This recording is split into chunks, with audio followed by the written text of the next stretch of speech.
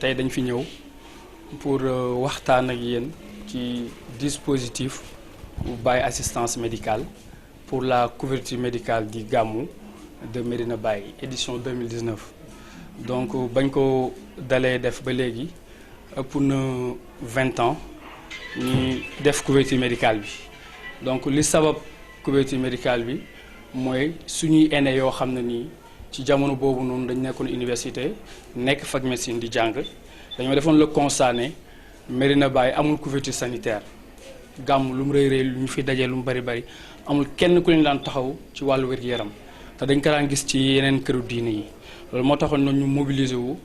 dajaloo organiser wu def couverture médicale te boobu bañ koy def 7 places moo leen andi woon juróom-ñaari nit rek ñoo ñëwoon ci boobu bañ koy sos donc tey macha allah dem na ba yegg foo xam ne ni 200 personnes une équipe médicale composée de 200 personnes ñooy def le déplacement donc loolu noonu moo tax tey ñu ñëw pour waxtaan ak yéen ci dispositif bi pour wax leen ne Baye assistance médicale comme ni ñu ko daan defee édition yëpp ren dañoo yokk suñuy moyens dañoo yokk suñu effectif pour la bonne marche de la couverture médicale du Gamou de Médina Baye. Baye assistance médicale ci fàttali rek association boo xam ne li dafa takkee mbooleem ay médecins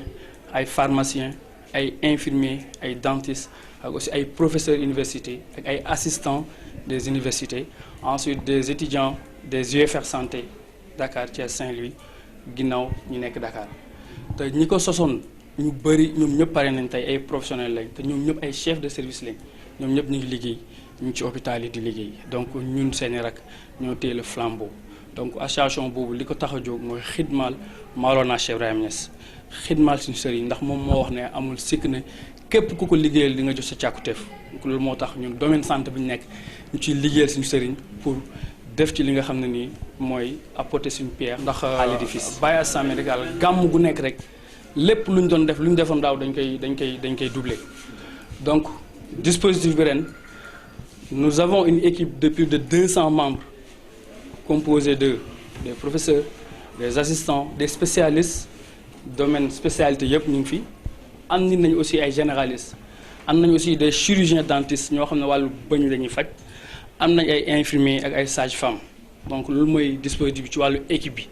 donc dinañ amal liggéey bi suba incha allah lañ koy tàmbali def benn don de sang maye deret incha allah bu xëyee après-midi bi la ñu commencé la prise en charge des urgences maanaam suba wàllu urgence rek la ñuy def mooy ñi nga xam ne nii moo ñu yàkkamti ñu mun taxaar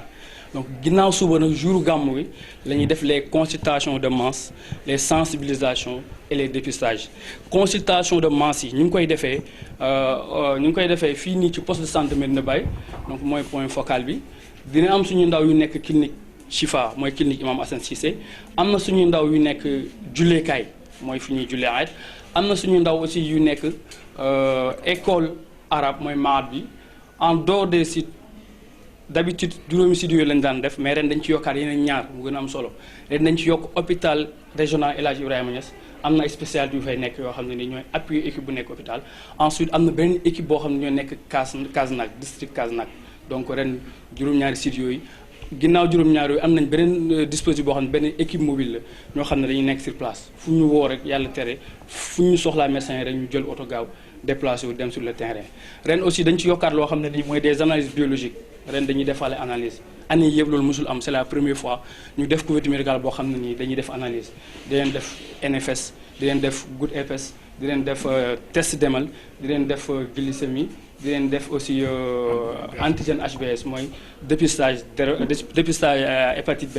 donc loolu lañ ci yokk ren ensuite di leen def aussi dépistage cancer du col de l'utérus xam nañu sonal na nit ñëpp dañ def aussi dépistage cancer de sein donc loolu lañ ci yokk ren mooy analyse biologique ak dépistage yi nga xam ne nii mosuñ ko def loolu nag ñu ngi ciy gërëm suñu biologistes yi nga xam ne nii ñoo nekk ci association bi ñoo ci def ay jéego yu am solo ba loolu ñu mën ko am ren ndax du mosuñ ko am te je pense que soxla nañ ko bu ñu consulter ci côté bi beneen côté bi war nañ seet deret yi seet doomu jàngoro yi donc prise en charge bi am na malade bu ñu dépisté bépp doomu jàngoro bu ñu gis yow dañ lay jël en charge sur place bu nekkee loo xam ne nii ëpp na wala moyens yu mu laaj wala matériel yu mu laaj amu fi dañ lay référer à l'hôpital régional am na suñu ndaw yu nekk foofu équipe hôpital bi aussi ñu ngi fa spécialiste yi ñu ngi fa bu ñu demee foofu pratiquement mën nañu wax ne gratuité des soins la rajo yi aussi bi nga defalee rajo doo fay ci jour bi donc loolu mooy prise en charge bi lu ñu mën a jël fii moom suñu ndaw yëpp macha allah ñu ngi fi dañ leen jël en charge bu dee weesu na fii dañ leen yóbbu à l'hôpital régional comme ni mu ko waxee voilà. donc je pense que dinañu coûter xaalis bu bari mais nag sant yàlla la ñu dañ ci sant yàlla ndax daaw bañ defee suñ bilan on a dépensé 2 800 000 pour gàmmu gi kese donc ren budget bi ëpp na loolu donc ren on est à 3 500 000 près de 4 millions lañ mobilisé ci fonds te loolu lépp bu ngeen ko gisee ci fonds propre la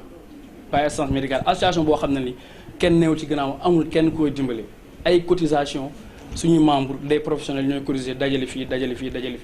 bañ mën a am moyens yooyu noonu ndax luñ bu ñu ñëw Kaolack lu ñu indi Kaolack ñooy luy oto bu ñu indi ñooy jël en charge suñu logement jël en charge suñu restauration mu nekk loo xam ne ni ça nécessite beaucoup de moyens avec une équipe de plus de 200 personnes donc lu leen loger nourrir leen restaurer leen pendant 3 jours donc loolu ça nécessite de grands moyens loolu moo tax aussi ñu ngi ciy sant yàlla mu ñu dimbale ba ñu ngi koy man donc ñu ngi ciy gërëm aussi suñuy partenaire ku mel ni Ansaroudine donc ñoom aussi dañuy jàppale bu baax a baax Ansaroudine dañuy coopérer ak ñun dañuy collaborer ak ñun ci wàllu liggéey bi aussi ci wàllu couverture médicale bi ñu ngi ciy ànd ak district de Kaolack district de Kasnack docteur Niane Seck aussi vraiment suñu partenaire la ensuite région médicale ndax liggéey bi ñu dem ñoo ko bokk di def mais ñun ñooy nekk sur le terrain ñoom ñoo ñuy jàppale donc ñu ngi gërëm partenaires yooyu. waaw manquement yi moom du ñàkk ndax chaque année on revue les mêmes problèmes mooy lan ci côté médicament ku ne xam na ne médicaments yi ñëw fii nii doyul le stock est insuffisant vraiment loolu moom ñu nekk sur le terrain dañ koy xam le stock est insuffisant daaw l'année dernière jour gàmmu Médina à minuit il y avait rupture totale de paracétamol fii nii may wax yéen ci poste de santé Médina Baye paracétamol bi nga xam ne mooy li gën a terre à terre dafa jeexoon takk te loolu je pense que loolu jaaduwul war na médicaments yi war na doy ba nga xam ne ni ba couverture bi di jeex lépp lu nit soxla ci garab bu ñëwee war na ko fay fekk mais ñun amuñ problème boobu ndax bu ñëwee liñ fi mën a fekk ci garab moom la ñuy liggéey nu mën a toll moom la ñuy liggéey bu paree bu jeexee ñu bàyyi ko sur place dem de toute façon ñun noonu la ñuy liggéey mais daal ñu ngi ñaax état bi ñuy ñaan autorités yi ñu yokk dotation bi yokk stock en médicament bi ndax population bi soxla nañ ko ku wax gàmmu Médina Baye xam ne gàmmu bu am envergure la